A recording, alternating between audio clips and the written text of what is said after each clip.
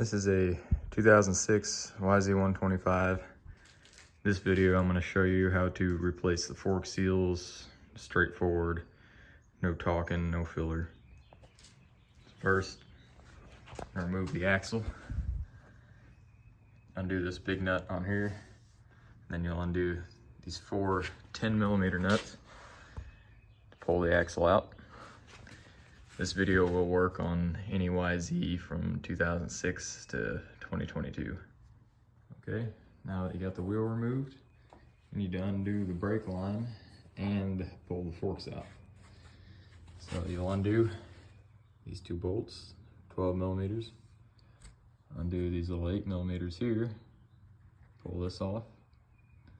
And then you'll undo on each side on the triple clamps. 10mm on each fork. Right there and right there. That'll let you pull the forks out. You can also, instead of removing these, you can undo the 8mm on your fork guards, and then you can just leave that attached. Okay, now that you got the forks off, it's time to clean them. Let's do some rags and some really gentle degreaser, or you can use a little bit of soapy water. Make sure to get the whole outer chamber, clean all the inner fork tube, all this down here too.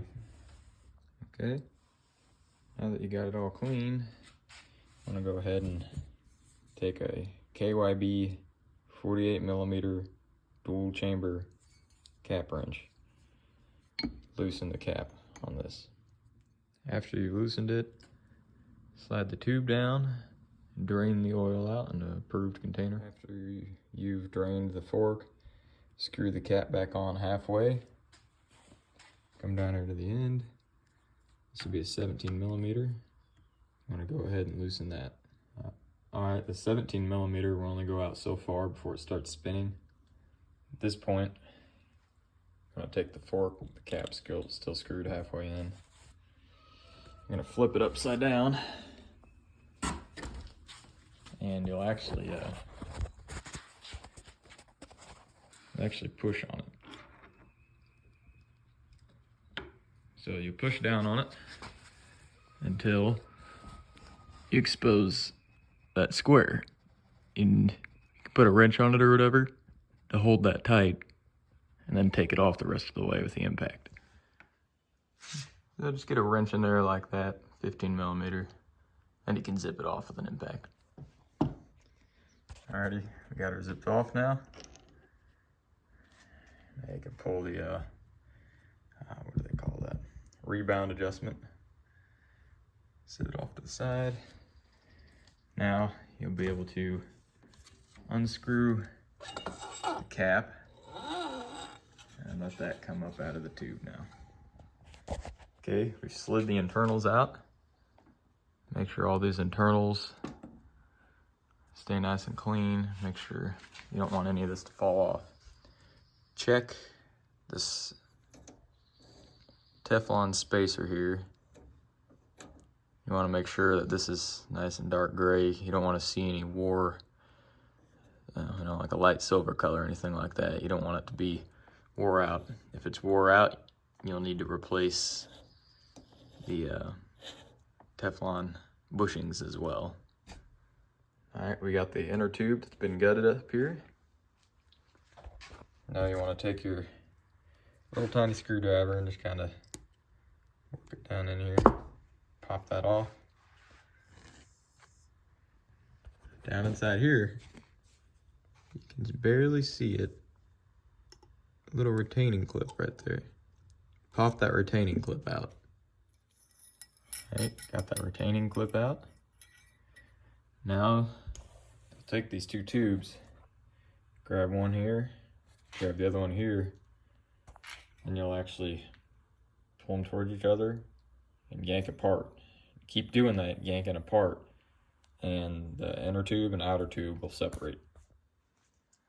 Alright, took a couple of yanks, but they eventually separated. Now you can see all your stuff in here That one's pretty wore out there. This is actually an internal Teflon bushing. So this outside, doesn't matter how that outside looks. You'll want to take that off and inspect the inside of this. This one looks good. A little bit of dirt and grit internal there. Spacer looks fine. And there's the seal that's bad. So now, we'll take all these off in order, starting with this one, this one, this one, then this one. Don't forget your clip and dust seal as well. All right, we got them all out. Make sure the spacer goes back in the proper way. See, there's a ledge down in there. You want this spacer to go back on the inner tube, just like this. The ledge facing up. Take these three, take your two bushings, the spacer, and clean them real well. Your oil seal and your dust seal, you're just gonna go ahead and throw in the trash. All right, once you have these good and clean, also make sure to go ahead and wipe down, clean the whole inner tube, and inside the outer tube, you can see it gets kind of nasty in there. Make sure you clean all that out. Got it good and clean. Now you want to get your fork seals ready. I highly recommend SKF. The green seals, they seem to last very well. Have not had very good luck with Pivot Works. Tusk has been okay. I'd get Tusk before I got Pivot Works. Now, most of these seals won't be really labeled. This one is a set as one fork, so it'll be a dust and oil seal for one fork. If I can get the last little bit out of here. There we go.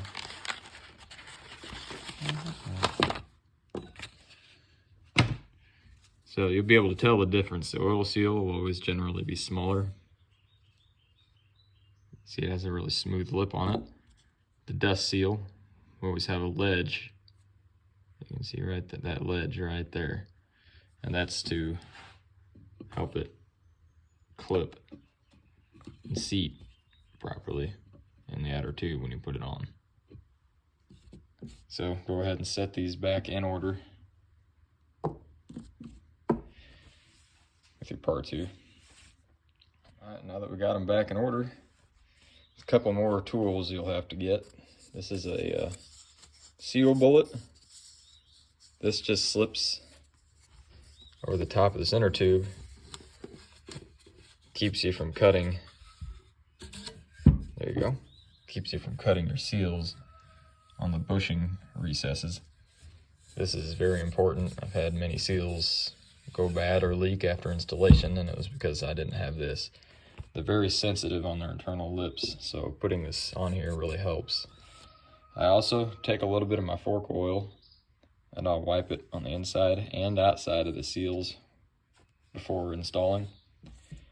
Another tool you're going to need, seal driver.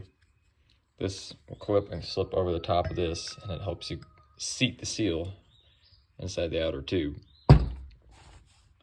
So lube up your seals with some fork oil.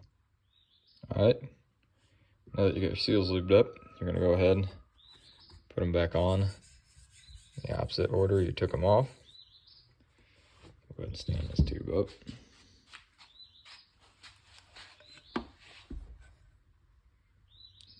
First on will be your dust seal.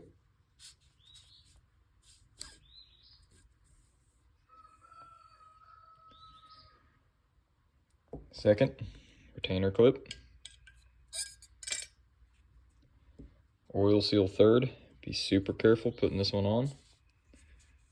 A little bit of a twist motion. Help get it on nice and easy.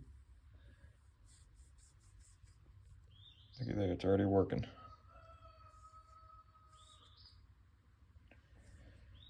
Third, spacer, ledge facing up.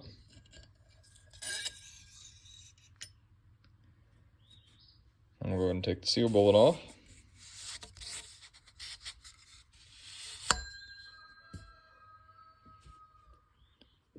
Go ahead, put the internal Teflon spacer back on, or bushing, my bad.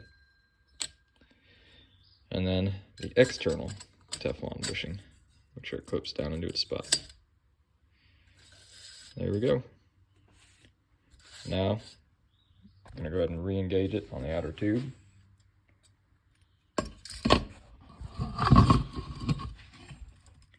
And when you go to put this back on the outer tube, you wanna make sure that you get this seated properly inside the outer tube. That's that internal Teflon bushing. You might have to use the seal driver a little bit, combination with the spacer and the fork seal. Here, let me get this put in a little bit and I'll show you what I mean. So I gently slipped that internal bushing in and the spacer and the oil seal. So now I'm going to gently take this, stand it up, take your seal driver, and repeatedly hit it to drive it in. So it's been stood up, drove in. You do not have to do it very hard. And let me remove this seal driver here, and then I'll show you how you can tell when it's in all the way. Seal driver removed. You should be able to see that it's seated all the way because the oil seal, you can barely see it there on the right of the tube there. The oil seal will be down past where the retainer clip goes in. At this point, I like to let the tube go down all the way, back up. And you see it gets any oil or grime, it might be around there. Kind of see it right there. Do that a couple times and wipe her clean. Now that you've brought this up and down a few times and wiped the excess dirty oil off, make sure not to touch this internal tube as much as possible. You want to keep it as clean and uncontaminated as possible. Go ahead and put the retainer clip back down in its groove. You can use a tiny screwdriver to help guide it down in there. Be very careful not to nick your internal tube and make sure the retaining clip is seated all the way properly. Now that the retaining clip is seated properly, I'm gonna bring her up and down a few more times. Still a little bit of oil there. Make sure you do that a couple times to get it nice and clean before you bring the dust seal back down. All right, we push the inner tube up and down a few more times, got it good and clean. Now you bring your dust seal down, angle it in like this, like that.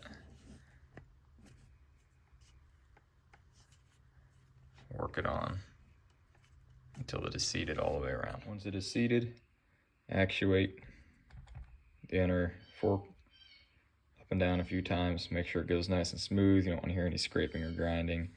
And clean the little excess oil ring that'll form when you do it a few times. After you've done that, you'll take your fork tube, take this, let it go down, bring it over, and reinsert the upper fork cap and inner chamber.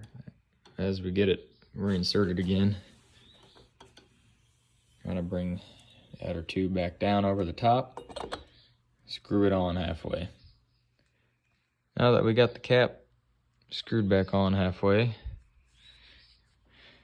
push that down again, restart the threads on the rebound adjuster, and clip your wrench back in that notch on the bottom of the inner chamber.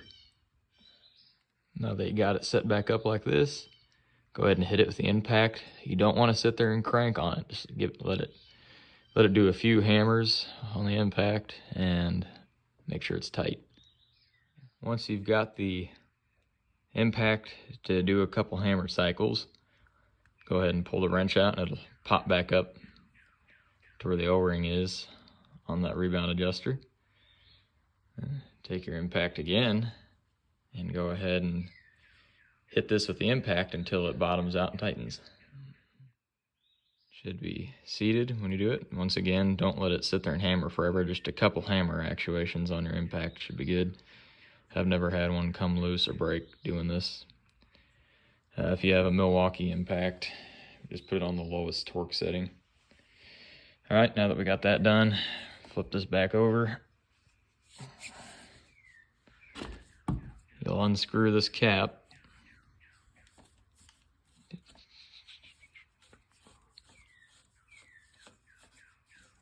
Come on. There we go. So this drops all the way down. This is how you're going to measure your oil. From the top of that lip with this outer tube all the way bottomed out against the inner tube.